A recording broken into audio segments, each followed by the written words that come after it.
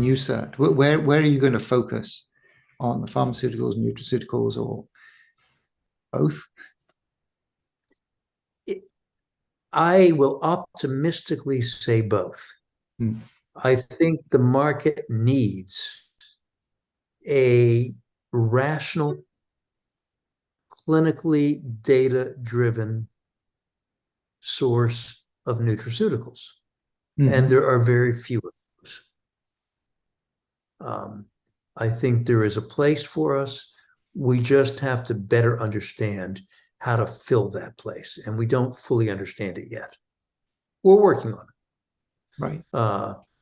So we are examining that as we move forward in the pharmaceutical on the pharmaceutical side. So more generally, I mean, do you look at the kind of longevity space more widely, and what do you see as the Oh, most yes. exciting technology there? I mean, apart from the work that you're working on. Oh, there is so much exciting work in the health span and lifespan space. I'm not sure that I can point to something to a singular uh, Hmm. a singular piece of work. We just saw, is it, in recent weeks, an update to the hallmarks of aging. Hmm. And so, now we're looking at a dozen hallmarks of aging that I think provides a wonderful tool set to everyone, and a wonderful common point of departure. I think there's much to be said for the work that is being done with rapalogs. Hmm. Um, I am a huge fan, although on the sidelines, of the Dog Aging Project. They're doing, I think, remarkable work, and I think paving the way uh, uh, for translation from Hmm. canine to human. Um, uh, yeah, Right. Yeah. pretty No. much everywhere I turn, I find interesting work in the lifespan space. But realistically, um, I think health span is where we need to focus first. Yeah. Um, and why? Mm.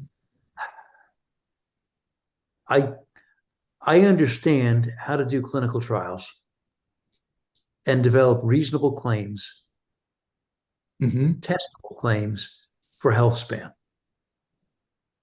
And once we get those health span products on the market, we can do real world studies on lifespan in the target species of interest, the human. Hmm. Until that point, how in the world are we going to do clinical trials on lifespan? Certainly, even if we look at the wonderful work that Nir Barzilai is doing with the TAME trial, Hmm. uh, that really is a, a health span trial, not a lifespan trial. Yeah. And that's what makes it so special, because it has an accessible endpoint, a Yeah. clever composite endpoint, but an accessible endpoint.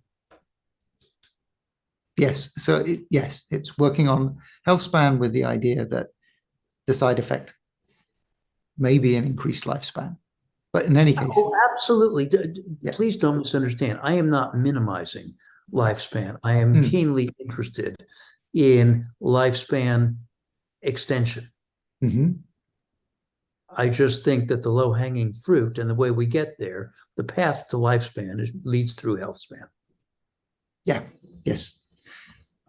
So one final question, if you're willing to share. So what is your kind of personal protocol for making the best of your health span? It's a good question. That my personal protocol that is going to get me to my 120th birthday, Hmm. at which point I have every intention of reassessing how many years I have left. Um, uh, what do I do? I have a very good diet. It's not a fanatical diet. It is a vegetarian-oriented Mediterranean diet. It leans towards lower, but not very low, carbohydrate. Mm-hmm. I do not consume with any regularity refined foods.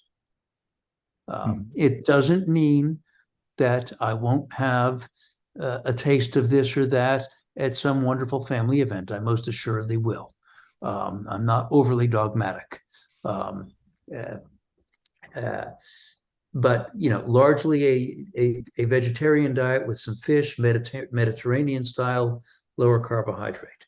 I maintain on the diet side, I engage in a modest amount of intermittent fasting, um, uh, 1 to 2 days a week of intermittent fasting, but all of my almost all of my days involve time restricted eating.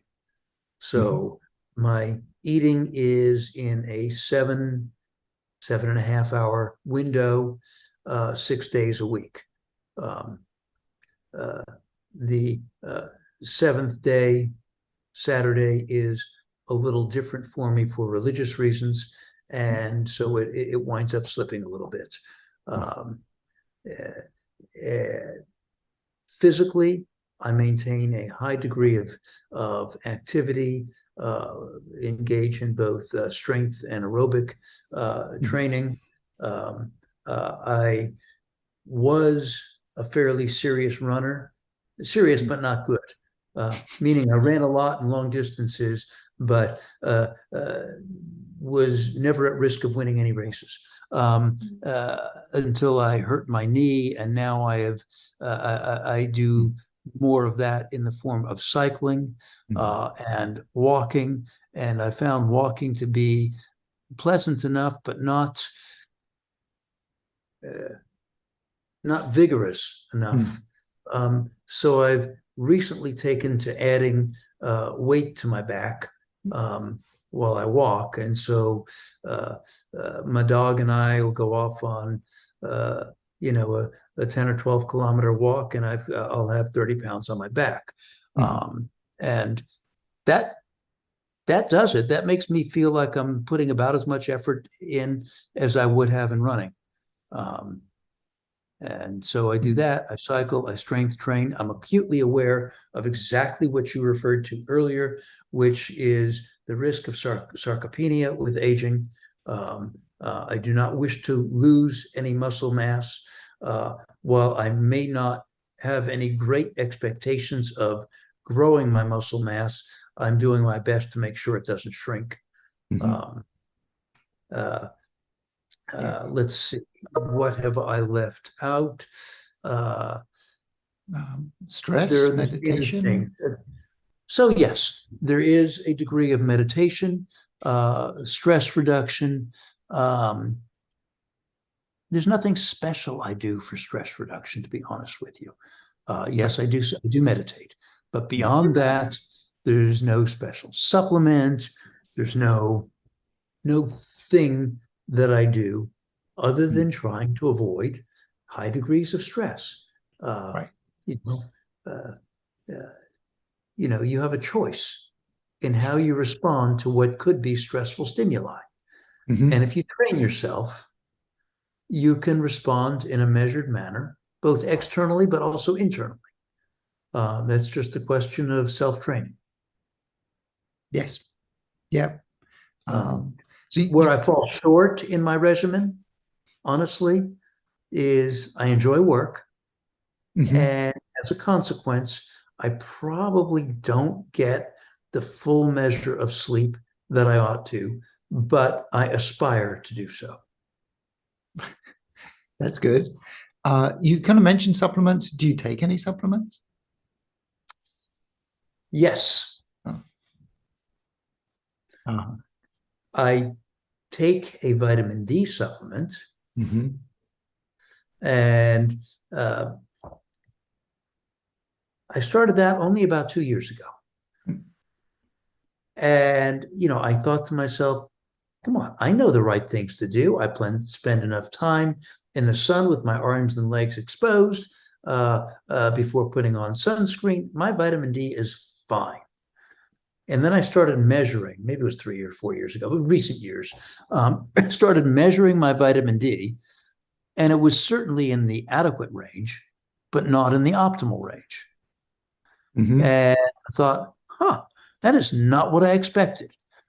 So I started taking vitamin D to titrate my vitamin D to the range where I wanted it to be. And to me, that means I take most days of the week 5,000 international units of vitamin D.